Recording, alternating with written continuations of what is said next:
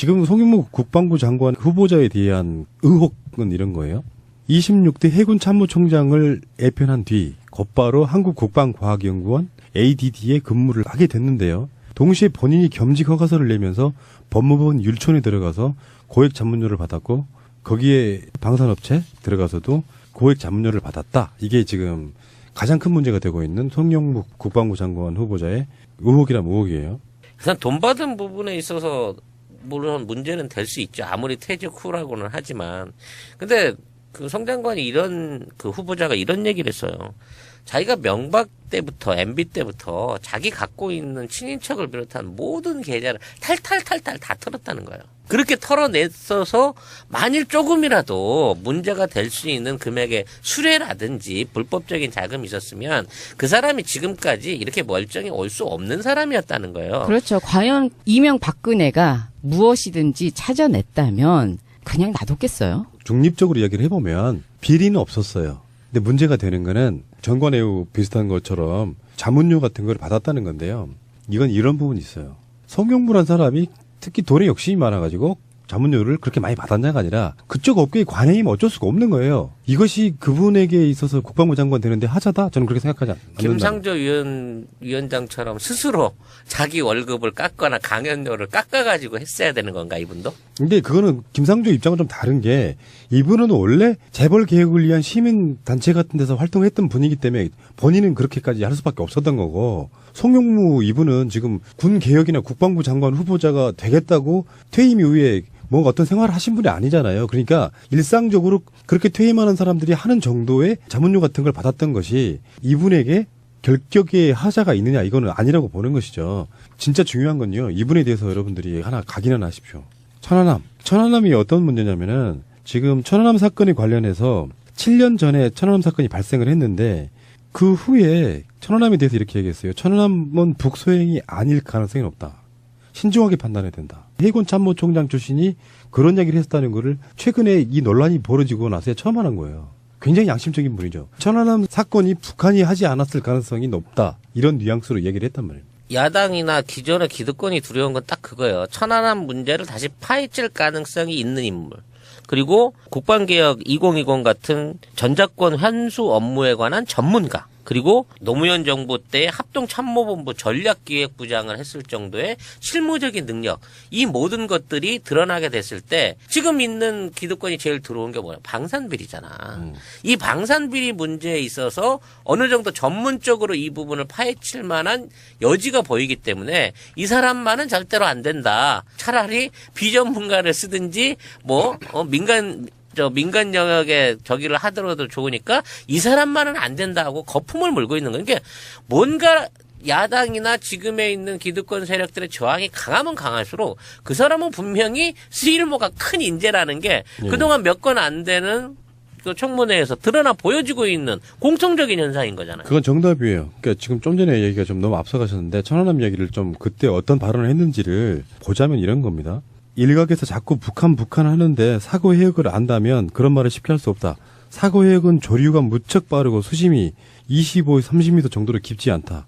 북한 잠수함이나 잠수정이 활동하기 매우 어려운 환경이다. 여기에 조류 방향도 동남 110도, 북서 290도이기 때문에 북한에서 기뢰 등을 뭘 내려보내도 해당 수역에 닿기 힘든 조건이다. 물론 두동강 났다는 건 커다란 충격에 의한 것이 맞는 듯하다. 그러나 어뢰라면 소나실에서 24시간 워치하는데 어뢰 소음이 매우 크기 때문에 분명 포착됐을 것이다. 선체를 살펴보기 전까지 북한 관련 가능성을 언급하는 것은 매우 위험하다. 바로 브렉리스트죠. 이런 얘기하면. 그러니까 이명박 박근혜 정부 때 탈탈탈 털었다는 거잖아요. 우리가 맞습니다. 잘 몰랐지만 그래서 이분이 국방개혁의 적임자로 지금 국방부 장관에 내정된 거죠.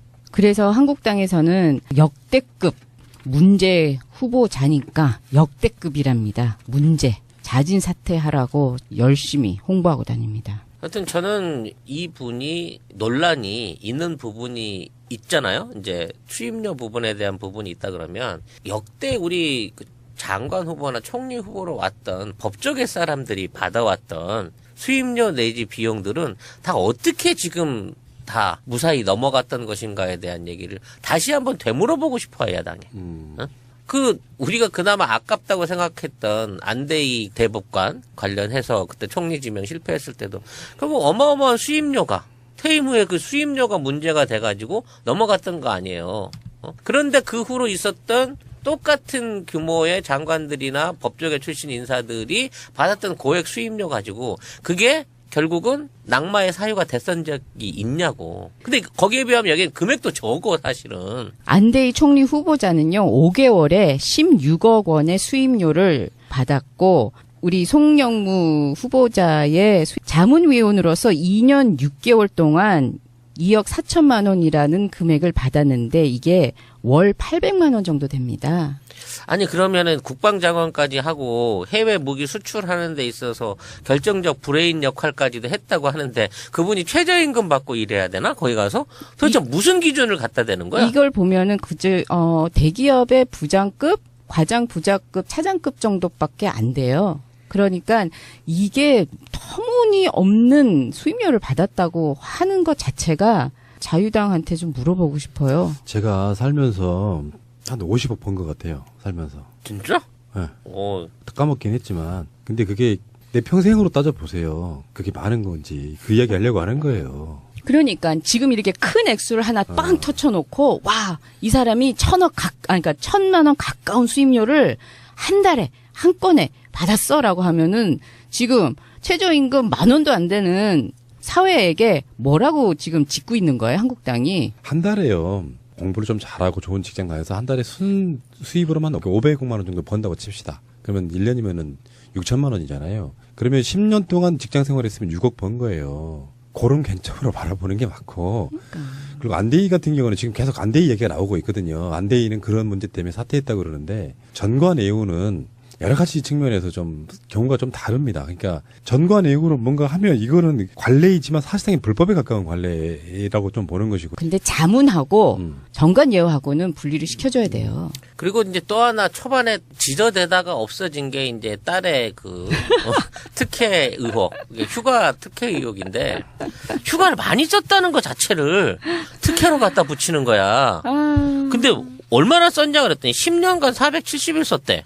아니 처음에는 470일만 나왔었어요. 10년을 빼버린 거지. 그렇죠. 그러다 보니까 사실 한 달 반 정도 쓴 거거든. 근데 출산 휴가 애 낳고 몸이 안 좋아갔어. 그렇고 난 다음에 찔끔찔끔 보도가 나오는데 그래 그러면은 출산 휴가라고 하면은 이 사람이 한 달만에 쓴 게 아니고 잠깐만 그럼 어떻게 된 거야? 라고 하니까는 은근슬쩍 틱 던진 게 그게 있잖아 10년에 그 정도 쓴 거야 라고 슬쩍 빼더라고요. 그러니까 사실 전체적으로 규정대로 풀로 뽑아 먹을 수 있는 휴가를 다 쓴 것도 아니란 말이야. 그러니까 모두가 우리 모두 그 노동자들이 근로기준법 안에서 충분히 활용할 수 있는 만큼의 휴가를 쓴 것밖에 없는데 그렇죠. 이걸 조작하기 위해서 마치 470일을 휴가를 썼다 근무하면서 그것도 특혜라서 무슨 군인이 휴가 온 것처럼 말이지. 근데 이제 송영무 장관 후보자는 하나 더 제기한 게 국방부 장관 후보자가 현직에 있을 때 방위산업체 주식 거래를 했다고 막 보도를 해요. 나 엄청난 돈인 줄 알았어. 450만 원 다 합쳐가지고. 비리는 이렇게 해먹으면 안 된다는 걸 보여주는 건가요? 얘네들 기본이 몇십억 단위잖아요. 이런 거는. 얘들도 하면서 450만 원이야? 450억 아니야? 그거 자꾸 보좌관한테 물어봤을 것 같아. 그러니까 말이 안 되지. 자기들 입장에 솔직히 말해서 한 끼 밥값도 안 되는 게 아니 그 삼성 주식 2개도 안 되는데 2주도 안 되는데 STS 주식 14주, 삼성테크원 주식 91주, 각각 70만 원하고 380만 원의 구입. 이것을 특혜 의혹이라고 하면은 이런 걸 제기하는 사람들을 한번 반대로 한번 털어보면 어떤 모양새가 나올 거예요. 이거 보도한 게 TV조선인데요. 참네, 어처구니가 없네 진짜. 김상곤 후보자부터 할게요. 엄청난 범법 행위를 저지르셨더라고요. 그렇죠. 4만 원이 되는 과태료를 안 내서 4만 원씩이나. 그거를 차를 압류당하게 하는 국법에 지엄한 처벌을 받아야 되는 큰 죄를 지으셨더만. 근데 그게 유일하게 사법적으로 시비 걸 수 있는 거리의 마지막이었다는 거지. 나머지는 의혹 제기의 수준에 지나지 않고 그나마 뽑아낼 수 있었던 최상의 것이 그거였다는 거죠. 근데 그거를 도덕적인, 그 다음에 준법 정신, 이런 거하고 연관을 시켜가지고 그만두라네?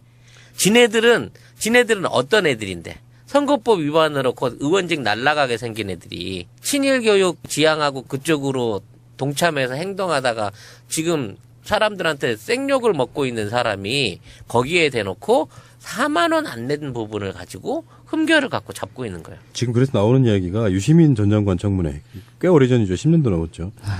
건강보험 2만 원 체납한 거. 근데요, 이명박이가 수백억 대의 자산 가져있잖아요. 의료보험 2만 원 냈죠. 2만 원 냈습니다. 뭐 그렇다고 뭐 그쪽 사람들은 그렇다 치더라도 그런데 지금 김상곤 후보자 같은 경우는 이런 4만 원 정도는 약간 좀 해프닝이고요. 그런 사람들은 지금 자유한국당이나 야당이 굉장히 많죠. 근데 김상곤이라는 사람에 대해서 이야기를 좀 다시 한번 해봐야 되는 게 일단 그쪽에서 나오고 있는 대표적인 게 논문 표절이라는 거거든요. 논문 표절이 김상곤 후보자가 뭐 되게 많다 또는 뭐 김상곤 후보자의 자녀들이 대치동에서 공부했다 뭐 이런 정도가 지금 김상곤 후보자에게 나오고 있는 이야기인데요. 김상곤 후보자 쪽에 반박이랄까 해명 교육감 선거 당시 측근을 5급 계약직 및 장학사로 특혜 처형했다는 일부 언론 보도. 이것은 정책 기획을 담당하는 5급 계약직은 관련 규정과 절차에 따라 채용했다고 해명을 했고요. 2009년 당시 비서실장 이모 씨에게 공약을 제대로 이행할 수 있고 정책 기획 관련 전문성이 있는 민간 전문가를 정책 기획 담당자로 채용할 것을 지시했다에 대해서는 사전에 특정인을 정해 채용토록 지시한 게 아니다라고 이야기를 했고요. 다음에 교육감 재직 당시 측근의 연봉을 과도하게 인상했다는 의혹에 대해서는 채용 시 보수는 지방 공무원 보수 규정을 준수해 책정했다면서 2009년 7월 최초 임용 시 5급 상당으로 임용해 2010년 5월 퇴직했고 9월 재임용 시 4급 상당으로 임용돼 연봉이 책정됐으며 임용 1년이 경과한 후 다시 책정한 것으로 4개월 만에 연봉이 1,000만 원 이상이 됐다는 것은 사실이 아니다 이렇게 해명을 했고 이건 다 해명이 되죠. 교육감 재직 당시 비서실장 정모 씨가 업자로부터 뇌물을 수수하고 교육감 업무 추진비로 활용했다는 의혹에 대해서는 이렇게 얘기했습니다.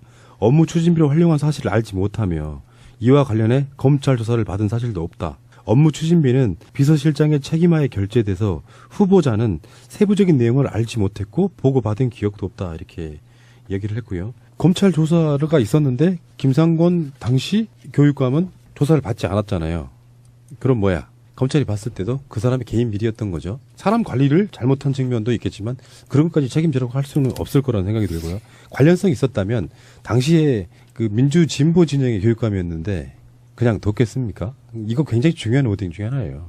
왜냐하면 김상곤 교육감이 사실 민주 진보 진영의 당 소속은 아니지만 민주 진보 진영의 무상급식 의무급식 이슈를 주도하신 분이기 맞습니다. 때문에 네. 그게 그게 단순하게 그 이슈 그 아젠다 하나만 갖고 그런 게 아니라 이런 방식으로 진보 교육감들의 시대를 사실 연 효시라고 보시면 돼요. 저는 그 김상곤 그 전 교육감 관련해 갖고 트윗을 뒤져봤는데 가장 리트윗이 많은 게 딸 셋을 파라군 보냈다는 거예요. 딸 셋을 파라군 보내면서 진보고 뭐 서민이한 교육이냐라고 막 비판하는 거야. 근데 이분은 20년 동안 거기 살았어요. 직장이 강남이었단 말이야. 청담동이었기 때문에 거기서 20년을 살았고 거기서 애들이 당연히 태어났고 자랐기 때문에 근처에 있는 학교를 간 것뿐이야. 근데 그 근처에 학원이 많다는 이유로 사는 동네가 양재동이었다는 이유만으로 파라군으로 가기 위해서 주소를 옮겼다 또는 거기 거주했다라는 건 더 말이 안 되는 거예요. 그렇죠. 그걸 가지고 투기니 뭐니 무슨 뭐 엘리트 코스를 76년부터 살았어요. 그분은 1976년 서울의 잠실에. 그래서 30년 가까이 된 청실 아파트가 살다가 이게 이제 재건축에 들어갔단 말이에요. 그래서 이제 30년 이상이 됐으니까 재건축이 당연히 들어간 거 아니야. 30년 이상을 소유하다 보니까 가격이 7억 원대에서 19억 원대로 늘었다는 거야. 30년 만에 강남의 아파트가. 그래서 투기 의혹을 목적으로 여기 들어간 의심을 할 수밖에 없다라는 거야. 아니 씨발 무슨 투기를 30년을 해. 그런데 지금 이제 가장 문제가 되고 있는 게 논문 표절 의혹이고요. 이제 트위터나 이런 SNS를 보면은 이제 폄하하기 위해서 어떤 기준도 없이 김상곤은 표절 전문가 이렇게 얘기하고 있는데 다 거짓말이고요. 아까 제가 말씀드린 것처럼 자신의 창작물을 학술지에 발표하고 발표한 논문을 발전시켜서 학위 논문을 완성하거나 본인의 학위 논문의 연구 성과를 학술지에 발표하는 것은 학계에서도 중복 계제로 보고 있지 않다는 게 첫 번째고 한국연구재단이라고 하는 곳에 연구윤리 질의응답집에 보면 학위 논문을 학술지 논문으로 재출판하거나 학술지 논문을 학위 논문으로 재출판하는 것은 국내와 국외 학계에서 대부분 허용되고 있다 이렇게 나오고 있다고 해요. 중복 게재라고 하는 것은 동일한 논문을 2개 이상의 전문 학술지에 게재해서 2편 이상의 연구 업적으로 인정받는 행위를 말하는 거다. 상식적으로도 그렇잖아요. 전혀 다른 논문인 것처럼 여기도 내고 저기도 내가지고 둘 다 그거를 인정받는 거 이렇게 이야기를 하고 있는 것이고 김상곤을 왜 사람들이 반대하느냐. 경기도 교육감 재직 시에 이명박 정부의 특권 교육과 입시 유지의 경쟁 교육을 반대했고요. 학생 성장 중심의 혁신 교육을 펼쳐서 경기도뿐만 아니라 전국의 한국 공교육의 새로운 대안 모델을 마련한 사람이에요. 민주 진보 쪽의 교육의 선도자 같은 사람이었단 말입니다. 지금 여러분들이 알고 계시는지는 모르겠지만 대한민국의 재벌만큼이나 문제 있는 게 교육 사학들입니다. 돈 많은 교육 사학들이 실제로 교육 정책을 좌지우지하고 또 그쪽에서 엄청나게 많은 사학 비리들을 일으키고 있는 우리나라에 적폐돼야 할 중요한 세력 중에 하나인 거예요. 오죽하면은 박근혜가 촛불을 들었잖아요. 그들 위하여. 그들이 어떠한 형태로든지 저항을 하면서 김상곤의 존재를 또 김상곤이 앞으로 펼쳐나갈 개혁을 두려워하고 있는 것이다라고 이해해야 네. 되지 않을까 싶습니다. 그렇죠. 그러니까 이게 지금 김상곤 전 교육감이 교육부 장관이 되면은 학교 전체 패러다임이 바뀌어요. 바뀌어야 됩니다. 그래서 지금 아까 말씀드린 그런 뭐 업적 외에도 뭐 아까도 얘기했지만 무상급식을 통한 보편적인 교육 복지를 확대했고요. 혁신학교 운영을 통해서 혁신교육의 단초를 만들었고요. 학생 인권조례를 제정했고요. 바로 그런 인물이라고 보시면 되겠습니다. 그러니까 보수 언론들이나 기득권들이 불편한 거죠. 이런 사람이 교육부총리가 되면 이제 끝장나겠구나. 아까 우리 송 작가님도 얘기를 했지만 자유한국당 같은 부류 또는 호남과 마찬가지로 지금 현재 야당들의 뿌리 중에 하나가 사학들이에요. 사학 이사장인 경우나 그쪽에 재벌들인 경우가 굉장히 많잖아요. 김상곤 교육감에 대해서는 이렇게 흠집 내기를 정말 많이 하고 있지만 전체적으로 4만 원 채나 4만 원 아침쯤 났습니다. 논문 표절 의혹 제기는 말도 안 되는 쓰레기 같은. 그리고 그쪽에 있는 쓰레기들이 입에 언급할 죄목이 아니지.